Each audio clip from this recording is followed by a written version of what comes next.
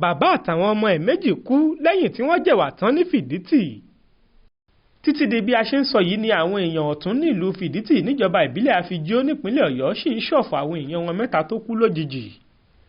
Èèyàn mẹ́ta ni wọ́n pàdánù nínú ìdílé kan ṣoṣo. Bàbá àtàwọn ọmọ ẹ̀ méjì jọlọ́run nípè nígbà tí ìyá àtọmọbìnrin kan wà lẹ́sẹ̀ kan ayé ẹsẹ̀ kan ọ̀run nílé ìwòsàn. Aláròyé gbọ́ pé oúnjẹ tó ní májèlé nínú ni gbogbo ìdílé náà jẹ, tó rán ọ̀gbẹ́ni Anthony Olúdélé pẹ̀lú àwọn ọmọkùnrin ẹ̀ méjì Michael Olúdélé àti Abíọ́dún Olúdélé lọ sọ́run àpàpàǹdodo, tó sì sọ ìyá pàápàá pẹ̀lú ọmọbìnrin wọn kan náà di ẹni tó ń pọ̀kàkà ikú. Gẹ́gẹ́ bí ẹni tó fìṣẹ̀lẹ̀ yìí tó wa létí ṣe sọ fákọ̀ròyìn wa, lọ́sàn-án ọjọ́ yẹn ìyá kò sí nílé, ó lọ wòran egúngún. Ọ̀kan nínú àwọn ọmọ tó fi sílẹ̀ sílé ló ń dáná oúnjẹ. Ẹ̀wà ni wọ́n ń sè lọ́jọ́ yẹn. Nígbà tó fẹ́ fi iyọ̀ sí ẹ̀wà, mo rò pé kò sí iyọ̀ nílé ìdáná mọ́. Ọmọ yẹn wá lọ síbi kinní kan tí bàbá ẹ̀ gbé pamọ́ sínú àpò. Ó rò pé iyọ̀ ni, ó bá wọn sínú oúnjẹ.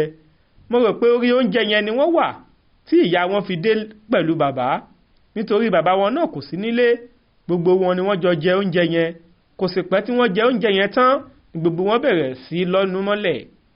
Àwọn ará àdúgbò sáré gbé gbogbo wọn lọ sílé ìwòsàn, ṣùgbọ́n wọn ò tí ì gbé wọn débẹ̀ tí bàbá àtàwọn ọmọ méjì ti kú. General Hospital tó wà nílùú Ọ̀yọ́ ni wọ́n gbé ìyá àti ọmọ kan yòókù lọ. Ẹsẹ̀ kan ayé ẹsẹ̀ kan ọ̀run làwọn méjèèjì sì wà bí mo ṣe ń bá yín sọ̀rọ̀ yìí. Akọ̀ròyìn wá délé ìwòsàn ìjọba tìpínlẹ̀ Ọ̀yọ́ tó wà nílùú Ọ̀yọ́, ọ̀gbẹ́ni Àkàndé Olúmúyìwá Moses, tí í ṣe olórí ẹ̀ka olùṣàkóso ilé ìwòsàn ọ̀hún, fìdí ẹ̀ múlẹ̀ pé lóòótọ́ ni wọ́n gbé Olúdélé àtàwọn ọmọ ẹ̀ méjì wá sọ́dọ̀ àwọn, ṣùgbọ́n kì í ṣe pé wọ́n gbé wọn wá fún ìwòsàn. Òkú gbogbo wọn ni wọ́n gbé wá sí mọ́ṣúárì wa. Gẹ́gẹ́ bó ṣe sọ, mo rò pé ilé ìwòsàn aládàáni kan ni wọ́n gbé wọn lọ fún ìtọ́jú. Mi ò mọ̀ bóyá níbẹ̀ ni wọ́n kú sí tàbí wọ́n ti kú kí wọ́n tó débẹ̀. Ohun tí mo ṣáà lè fìdí ẹ̀ múlẹ̀ fún yín ni pé mọ́ṣúárì wa níbí ni wọ́n gbé òkú wọn wá. Lọ́jọ́bọ̀ tọ́sídẹ̀ẹ́ ọjọ́ 3 oṣù kẹjọ ọdún 2023 lọ́mọ olóògbé mú ìwé wá látọ̀dọ̀ àwọn ọlọ́pàá pé àwọn kò ṣẹjọ́ lórí ikú àwọn ẹbí òun, ká yọ̀ǹda àwọn òkú náà fún òun kí àwọn lọ sin wọ́n, a sì ti yọ̀ǹda àwọn òkú mẹ́tẹ̀ẹ̀ta fún wọn. Ilé ìwòsàn yìí l'Aláròyé bá dé agboolé ọ̀tún nílùú Fiditi. Àkọ́bí olóògbé abilékọ Olúwakẹ́mi àtàwọn abánikẹ́dùn tó wà níbẹ̀ fìdí ẹ̀ múlẹ̀ pé lóòótọ́ nìṣẹ̀lẹ̀ ọ̀hún wáyé àti pé abilékọ Olúdélé pẹ̀lú ọmọ kan yòókù ti gbádùn.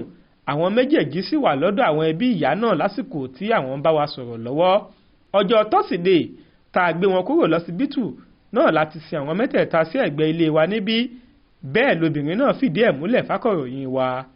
Bákan náà lakọ̀ròyìn wá dé ààfin onífìdítì ti Fiditi níbi tí ọba Ṣakiru Oyèwọlé Adékọ́lá Oyèlérè Àgbádéwọ̀lú Kínní ti ṣàpèjúwe ìṣẹ̀lẹ̀ náà gẹ́gẹ́ bí èyí tó bà wọ́n lọ́kàn jẹ́ gidigidi. Kábíyèsí ṣàlàyé pé àwọn ọlọ́pàá ni wọ́n pè mí pé nǹkan kan ṣẹlẹ̀ sí àwọn ọmọ mi kan nínú ilé kan ní Fiditi. Wọ́n ní ẹ̀wà ni wọ́n jẹ. Lójú ẹsẹ̀ láti ti bẹ̀rẹ̀ ìwádìí. Mo ní kí wọ́n kọ́kọ́ lọ gbé Haúsá tó ta ẹ̀wà tútù tí wọ́n sè yẹn ná, ṣùgbọ́n a padà fi sílẹ̀ nítorí nínú ìwádìí tá a ṣe a rí i pé kì í ṣe ìdílé yẹn nìkan ló ra ẹ̀wà tútù lọ́wọ́ Haúsá yẹn. Kò sì sí ibòmíì tí irú ìṣẹ̀lẹ̀ yẹn ti wáyé nínú àwọn tó sè ẹ̀wà yẹn jẹ. Lẹ́yìn náà la padà gbọ́ pé nǹkan tí kò yẹ kí wọ́n bù sí oúnjẹ yẹn ni wọ́n ṣèṣì bù sí i. Lójú ẹsẹ̀ tí wọ́n jẹ làwọn méjì ti kú, tí wọ́n sì gbé àwọn méjì yòókù lọ sílé ìwòsàn kó tó di pé bàbá wọn tó padà kú lọ́sàn-án ọjọ́ yẹn. Ṣùgbọ́n a dúpẹ́ lọ́wọ́ Ọlọ́run pé ìyá àti ọmọ kan yòókù ti gbádùn, wọ́n sì ti kúrò nílé ìwòsàn báyìí. Mo fi àsìkò yìí gba àwọn èèyàn nímọ̀ràn kí wọ́n má máa gbé nǹkan tó bá jẹ́ bíi májèlé tàbí nǹkan tó bá lè pààyàn lára sítòsí tí ọwọ́ àwọn ọmọdé ti lè tó mọ́. Ọláwálé Àjàó ló ṣàkójọ ìròyìn yìí fún iléeṣẹ́ Aláròyé Online TV. Jẹ́mi Àbáyọ̀mí ló kà á sétí ìgbọ́ yín.